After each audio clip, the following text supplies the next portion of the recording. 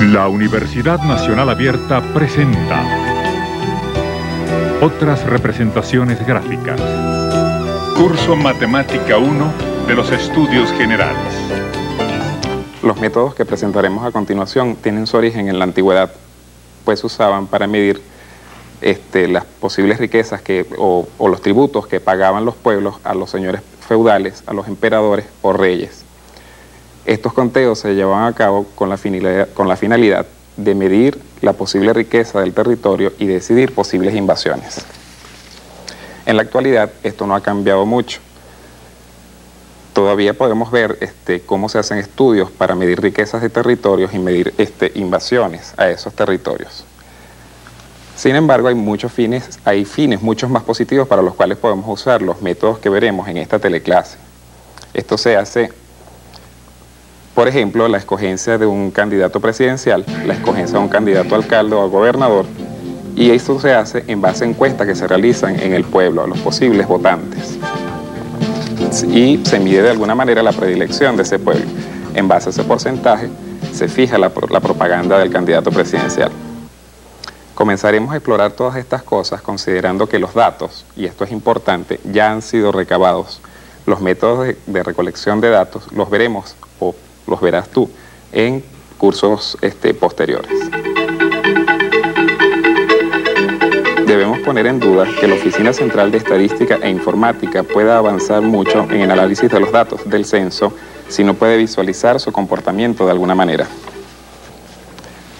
Para identificar posibles patrones en un conjunto de datos, es necesario agrupar las observaciones que hemos hecho a fin de facilitar el trabajo de identificación. Esas posibles clasificaciones las llamaremos clases, que no son más que subconjuntos del conjunto total de datos. Debemos caracterizarlos de tal forma que no haya posibilidad de confusión, es decir, cuando tengamos que poner un dato en alguno de esos subconjuntos debemos estar seguros, sin lugar a confusión, que pertenecen a ese subconjunto y no a otro. Hay reglas para hacer estas clasificaciones y se te presentan con todo detalle en el medio maestro. Es aconsejable que las discutas desde ahora con tu asesor a fin de evitar confusiones. El número de observaciones en una clase se llama frecuencia de la clase o frecuencia absoluta. Si este número lo dividimos entre el total de datos, el total de observaciones, tenemos lo que llamamos frecuencia relativa de la clase. Consideremos ahora este conjunto de datos numéricos. Estos datos están dados en millones de bolívares y representan cuotas anuales de 40 compañías para un seguro de 75.000 bolívares para hombres de 35 años de edad. ¿Cómo podríamos agrupar estos datos? En el ejemplo anterior, no había problemas para caracterizarlos. Veremos ahora cómo clasificarlos a fin de hacerlos más manejables. Observa que están dados de menor a mayor. Según te hemos presentado en el texto, la escogencia del número de clases dependerá exclusivamente de los datos y de la información que se quiere que ellos arrojen. Observa que para estos el mayor es 111 y el menor es 82. Clasificaremos primeramente usando 6 clases. En este caso, la longitud de los intervalos la calculamos haciendo la diferencia de los datos mayor y menor y dividiendo por 6. Este cálculo nos da como resultado 4.83 aproximadamente. Así que entonces definiremos las clases de la siguiente manera. Observa que deliberadamente hemos cerrado el último intervalo puesto que llegamos al mayor de los datos. Esto, de nuevo, se hará dependiendo de los datos. Como te planteamos en el texto, comenzaremos la clasificación de los datos en cada clase ya identificada. Tal como te mostramos en el texto, haremos una tabla con columnas nombradas clases, conteo y frecuencia. Comenzamos a llenarlas con los datos y el primero de ellos es 82.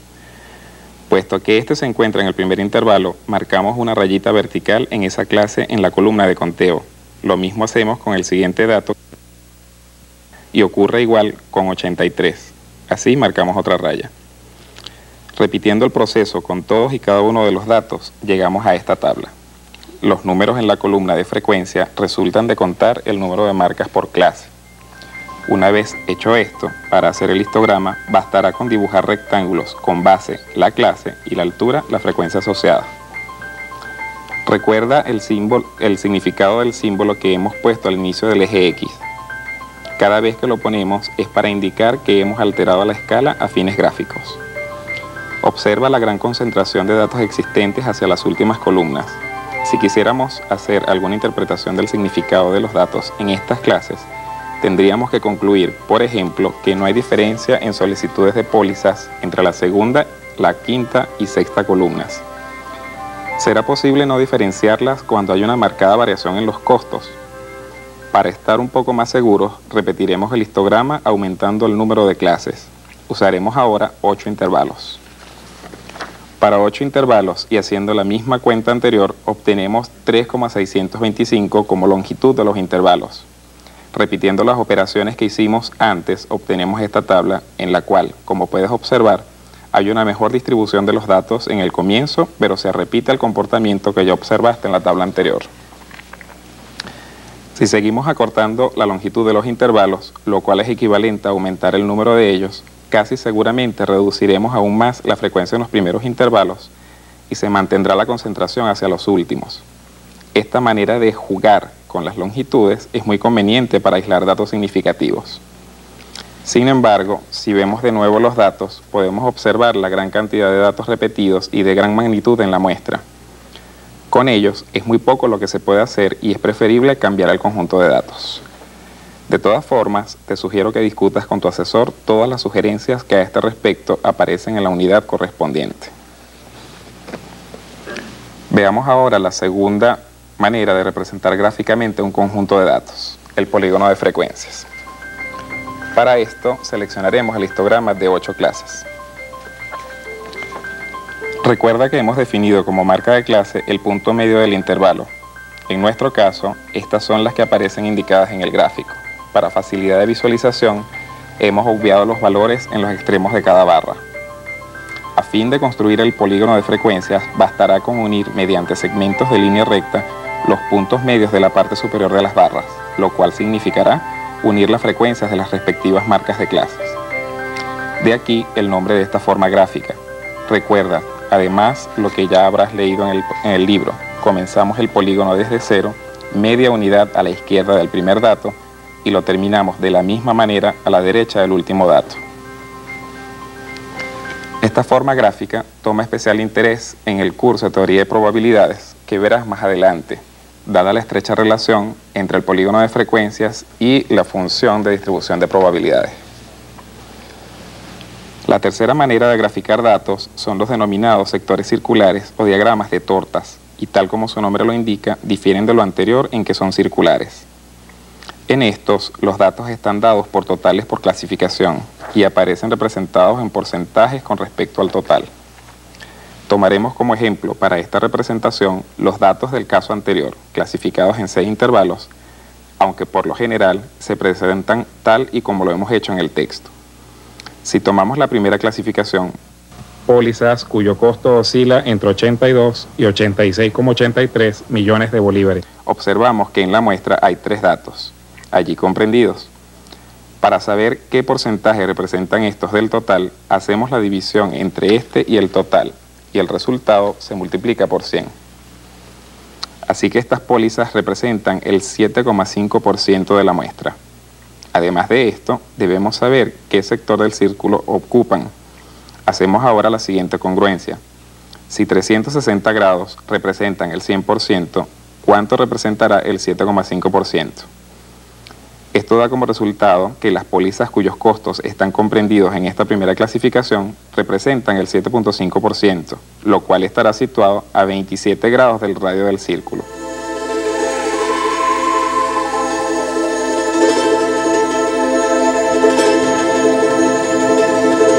Para el resto de las clasificaciones, repetimos el proceso. Para la segunda clase, el porcentaje que representa con respecto a los 40 datos es el 17,5% y el sector que ocupa de la torta es el correspondiente a 63 grados, medidos desde la recta donde terminan los 27 grados que representaban a la clase 1. Lo mismo hacemos con el resto de las clasificaciones. y obtenemos esta gráfica. Hemos llegado al final de la teleclase Otras representaciones gráficas, donde hemos estudiado el histograma, los sectores circulares, el polígono de frecuencias, que son representaciones gráficas diferentes a las que estudiaste en unidades anteriores. Espero que cualquier duda la puedas consultar con el asesor y entiendas la diferencia entre estas representaciones y la que hemos visto en unidades anteriores. La Universidad Nacional Abierta presentó Otras representaciones gráficas. Curso Matemática 1 de los Estudios Generales.